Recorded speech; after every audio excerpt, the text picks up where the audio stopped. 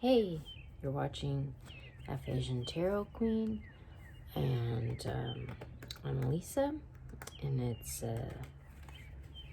pretty early in the morning. You can hear the birds. The birds are pretty loud around here.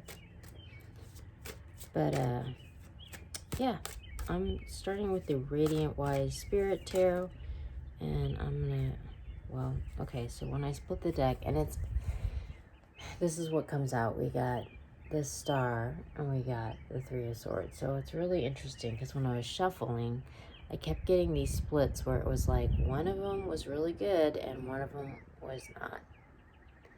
And they were like kind of bipolar, you know, and that kept happening when I was shuffling, and it just happened again. So that's really interesting. But it's almost like this message has been recurring about like these sort of like two camps, you know, like the Truth Tribe, which there's reading about that, who's kind of like done this in work and is in alignment with the way things are moving forward. And then there's this other tribe of folks that have like want things to stay the same and are kind of like hanging on to the past. And it's just like the whole world, the globe, has gone through this huge shift in consciousness. So it's like, you know, I think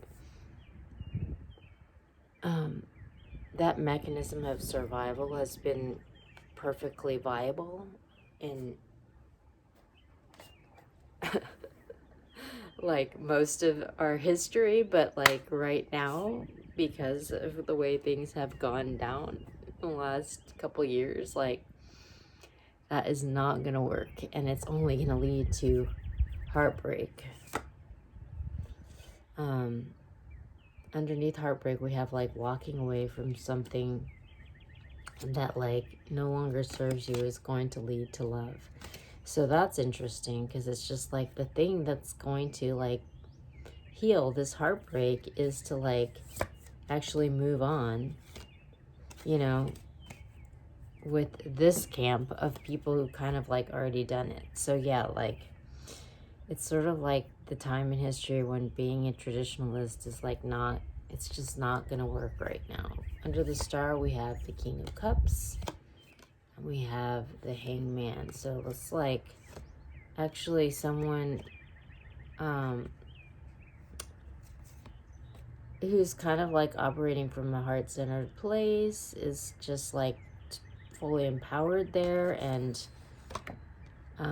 maybe taking a step back from the larger world. You know, like yesterday there was this big shooting in the Brooklyn subway. I mean, there's a lot of really unsettled energy in the world right now, and it's not a bad time to be off the grid in this moment. I'm going to the Mystical Shaman Tarot for Oracle. Oh my gosh, they came out in the split. All right. So, okay, this is good. We got flow at the bottom. This is just kind of like going through the world in a state of grace. That was a video recently. But this person is fully empowered. They're manifesting. You know, they have the light of the moon behind them. But everything that they need is coming to them. They're being able to co-create with the universe. Like, this is a really good thing. We have the council. This is a council of light beings that are presiding over this situation. And we have the seer, which is all about following your inner guidance. So that's all really good. There's like a state of grace. There's light beings watching over, sending messages through your intuition and inner guidance. So just follow them.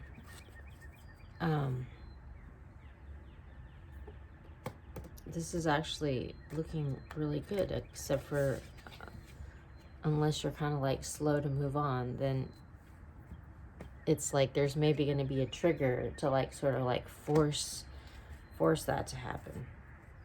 Okay, so I'm going to go to the Intuitive Night Goddess.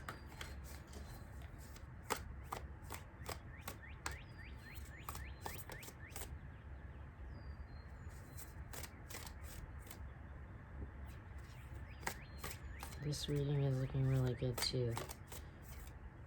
The readings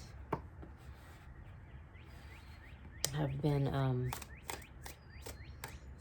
it was like there was this sort of like dissonance, and then there was this conflict, and like now it seems like things are starting to open up. Okay, so we have the Four of Swords, the end of an era. It's interesting because this goddess, she looks kind of Russian.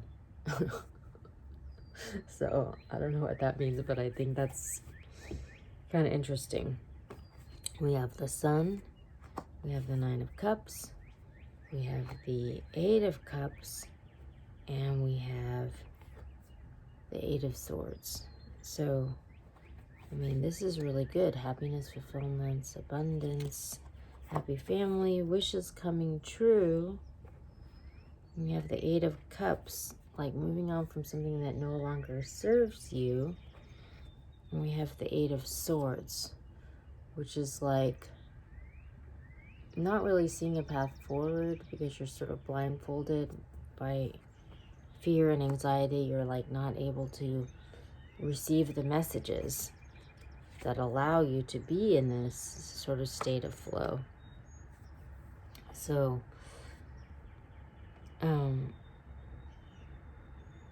it's interesting because the way these cards laid out, like this person is walking from happiness and wishes coming true towards this anxiety.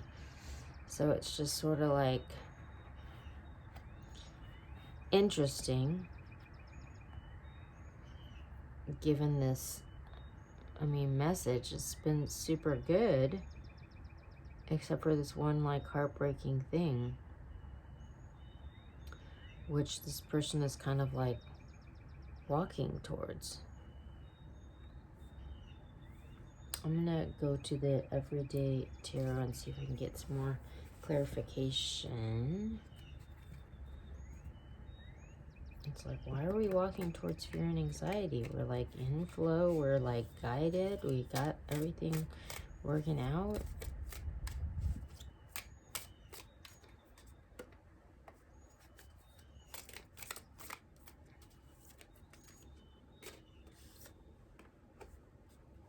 Oh my gosh.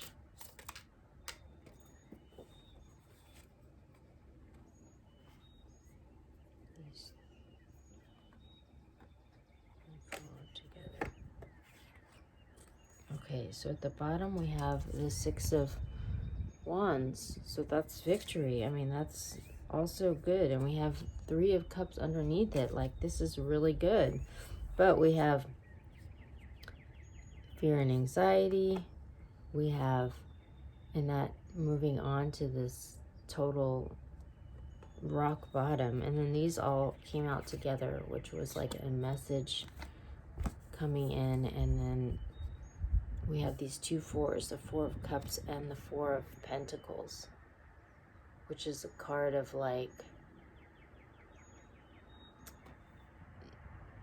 being kind of stuck, you know, not accepting the love that's coming, not being open to this flow, you know, and that there's a message coming in about that. So that could be the source of the anxiety.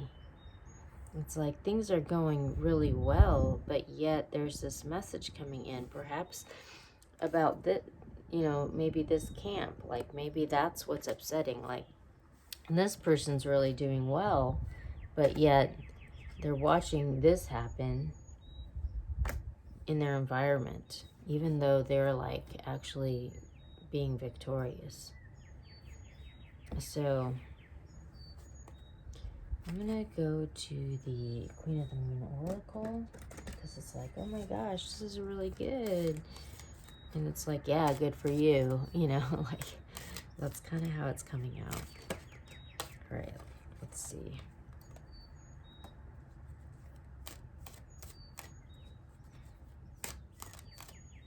The birds are they're really going at it. Okay. So we have the void. It's always darkest before the dawn. It's kind of like the state of emptiness before something new comes. Because we are kind of at the end of this era. We have assessing. We're kind of taking a step back and looking at things from afar. And we have peace.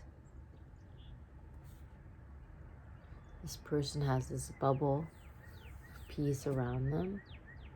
And it's like interesting because it's kind of like almost like reminding me of the card about boundaries. And boundaries has been a message that's been really coming up, but it's important for this person to sort of like maintain this energy, this positive energy around them.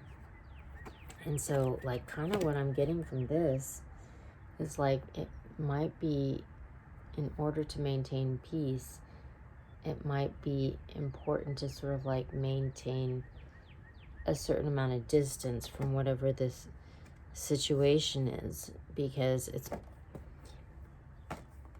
it looks like it's super toxic, something super toxic in the environment, and there's like maybe only so much that you can really do about it, because it's sort of like in your environment, you know. So I feel like the message is to like it's important to be aware, and but also to have boundaries and like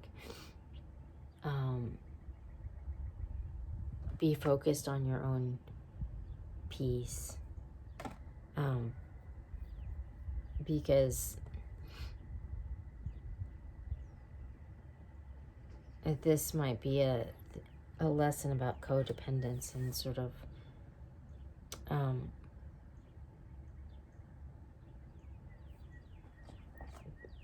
maybe taking a step back and assessing the situation before really engaging it, but also knowing that there's this council of light that's presiding over the situation, and you'll have guidance to know how to move forward through it. So yeah, it's like a really good reading, but then it's also kind of bad, but it looks like not for you, like it's in the environment. So